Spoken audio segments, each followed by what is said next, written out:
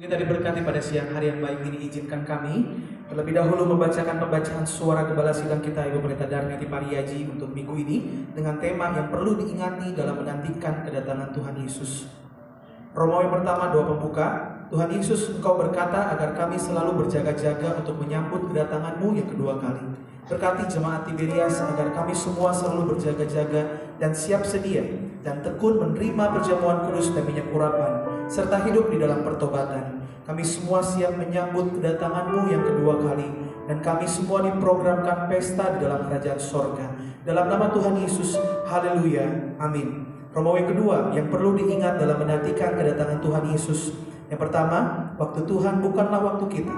Kisah para Rasul 1 ayat 10 sampai dengan 11, 2 Petrus 3 ayat yang ke-8. Akhir zaman dimulai ketika Tuhan Yesus naik ke sorga. Karena waktu Dia terangkat ke sorga, Tuhan Yesus berjanji akan datang kembali. Maka mulai saat itulah akhir zaman, di mana kita menantikan Tuhan Yesus datang kembali. Waktu kita singkat, Tuhan bisa datang kapan saja. Oleh karena itu, hiduplah seolah-olah Tuhan akan datang besok. Dan hari ini adalah kesempatan terakhir bagi kita untuk mempersiapkan diri. Yang kedua, Tuhan Yesus pasti tepati janjinya. Lukas 12 ayat 39 sampai dengan 40, 2 Petrus 3 ayat yang ke-9.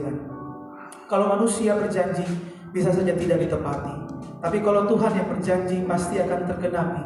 Penundaan kedatangan Tuhan hanyalah untuk kesabaran Tuhan, agar semakin banyak orang yang diselamatkan. Kita percaya bahwa hari Tuhan akan datang. Gunakan kesempatan kita untuk hidup benar dan beritakan kabar baik, agar semakin banyak orang mengenal Tuhan Yesus. Yang ketiga, Tuhan Yesus datang kedua kali tidak bisa diduga-duga. 2 Petrus 3 ayat 10, 17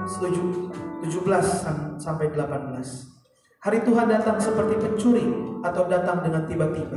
Tapi Ia juga mengingatkan kita bahwa segala sesuatu yang kita miliki di dunia ini akan hilang lenyap tak terbekas. Tidak ada yang abadi di dunia ini. Demikian juga dengan persoalan dan masalah hidup kita pun pasti ada akhirnya. Berpeganglah kepada Tuhan Yesus dan fokuslah menantikan kedatangan Tuhan Yesus. Yang keempat, punya iman yang terus bertumbuh teguh. Lukas 18 ayat yang ke-8, 2 Timotius 3 ayat 1 sampai dengan 9. Di akhir zaman orang-orang akan memberontak terhadap orang tua, tidak dapat mengenakan diri, tidak suka yang baik, tidak memperdulikan agama, lebih menuruti hawa nafsu ketimbang Allah. Ini gambaran manusia yang menyedihkan di akhir zaman. Dan nilai-nilai demikian tidak mengherankan kalau manusia mengalami krisis iman. Untuk mempunyai iman yang teguh, kita harus selalu mendengar, membaca, dan merenungkan firman Tuhan.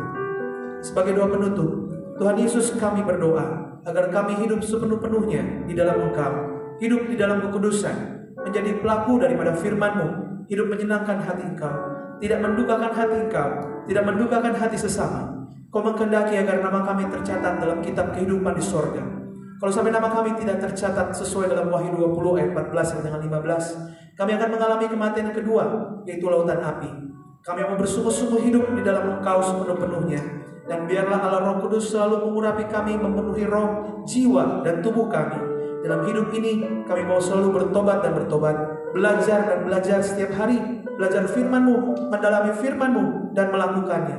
Dalam nama Tuhan Yesus kami percaya, kalau kami hidup sepenuh-penuhnya di dalam Engkau, maka terjadilah doa yang Kau ajarkan sendiri, hidup kami di bumi, seperti di dalam kerajaan sorga. Dalam nama Tuhan Yesus, haleluya, amin. Tepuk tangan yang paling meriah buat Tuhan Yesus.